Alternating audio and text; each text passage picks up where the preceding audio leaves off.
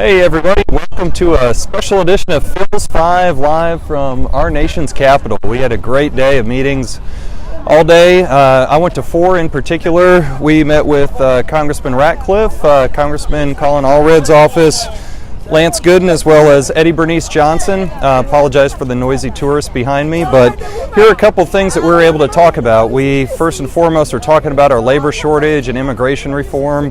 The lack of available workers is really obviously a big challenge for the Dallas area, and they need a guest worker program up here that makes sense for the construction industry and makes sure that we have a labor force. We're 20,000 workers short that can get the job done for us.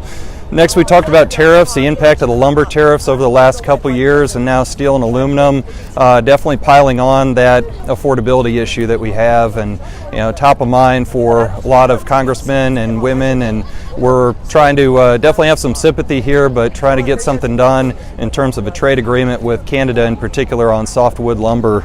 Next, we have a fix, HR 3077. Kenny Marchant, Carrollton area, is carrying a resolution that's going to help us fix the low-income housing tax credit, a few technical changes there that will make that successful program even more so. Cluster mailboxes, we dealt with this about 3 years ago. Sam Johnson, Michael Burgess helped us out tremendously with it. We're trying to get a permanent fix that takes the uncertainty out of cluster mailboxes and have that option go from being the option of the post office in terms of how they administer it to the developer in terms of whether they want to deploy a cluster mailbox or just a traditional curbside service that we've gotten used to. That pops up in a lot of areas of the country and certainly impacted us a few years ago.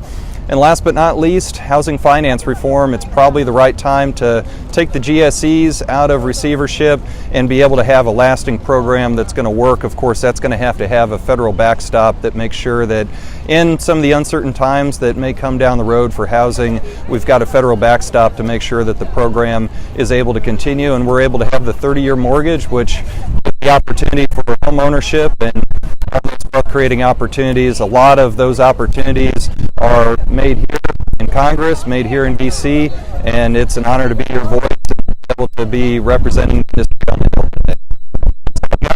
Next time. Bye.